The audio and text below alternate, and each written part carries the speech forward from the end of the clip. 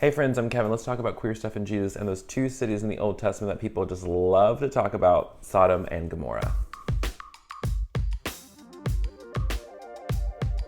Raise your hand if you've ever been personally victimized by someone saying something about Sodom and Gomorrah. I think that's most of us, I imagine. People love to reference Sodom and Gomorrah as kind of like a picture of why God thinks that being gay is bad. And the thing is, most people don't know the full story around Sodom and Gomorrah. They don't know the context of it. But yeah, the popular narrative that's being told in most of culture is that Sodom and Gomorrah were destroyed because people were engaging in same-sex activity. But honestly, the story of Sodom and Gomorrah doesn't actually address same-sex behavior, but rather gang rape, which is a totally different thing than two people in a loving, consensual relationship. But we're gonna get into that. But let's start at the very beginning. If you're unfamiliar with the story of Sodom and Gomorrah, let me give you a brief overview. So we're in the middle of Genesis 19. God has sent two angels into the city of Sodom to see if there's anyone there who is worth saving, because Abraham has bargained with God saying, like, if there's even one righteous person in the city, would you spare their life? So God has sent two angels into Sodom disguised as men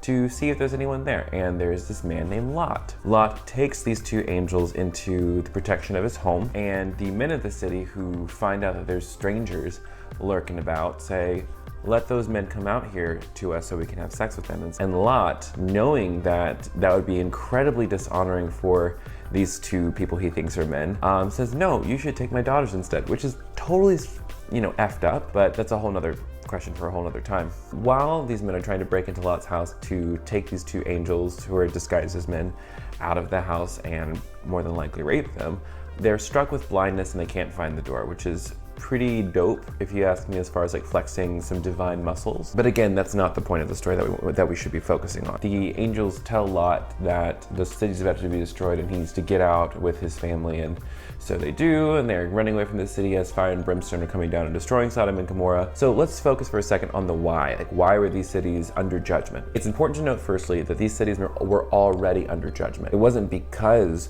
these men were trying to have sex with the angels disguised as men that God destroyed them. They were already on the highway to hell, if you catch my drift. And this incident where the men were trying to take advantage of the angels came right after a scene in Genesis 18 where Abraham and Sarah were showing great hospitality. And then right after that, there was Lot showing great hospitality to the two angels who needed a place to stay. So many scholars would suggest that the incident that happened in Genesis 19, the main focus of the story, what happens when you have violent intentions against strangers or sojourners in your land. And let's also remember how sex was used in the old world. It was about power, not about attraction, not about mutuality, not about consent. These men were using a pretty common tactic of raping someone of the same sex in order to dominate them, in order to exploit them, in order to humiliate them. Also, it should be noted that gang rape obviously is a far cry from what we have today in mutual, loving, consensual relationships between two people. So it wasn't that these people were gay or that they were queer or that they were LGBT that God destroyed the city. For example, if you're looking at Ezekiel 16:49, it says, "Now this was the sin of your sister Sodom.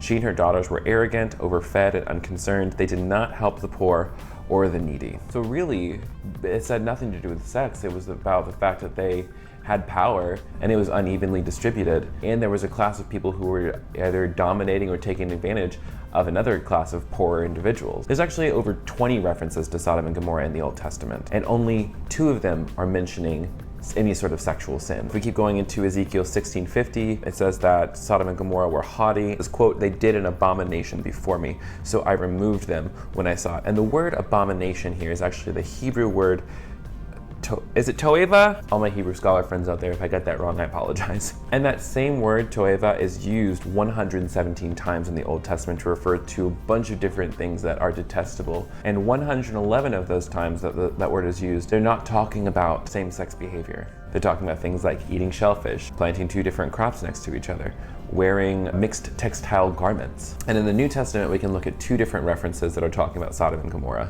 The first one is 2 Peter 2:7. It says that Lot was greatly distressed by the sensual conduct of the wicked. And that phrase honestly is not specific to same-sex behavior. It could be referring to any number of things. Jude 7, which is like a tiny book in the Bible, it says that Sodom and Gomorrah gave themselves up to sexual immorality and perversion. And some translations actually render that verse as unnatural desire, which is from the Greek word sarkos heritos, which literally translates as different flesh. And in Jude 7, they're actually referencing a whole bunch of different stories from the Old Testament. So it's likely that this is kind of referencing a very obscure passage from Genesis 6, where angels had sex with human women and then bore the Nephilim, I'm not really sure how to pronounce that. And some footnotes in the Bible will say that these are giants.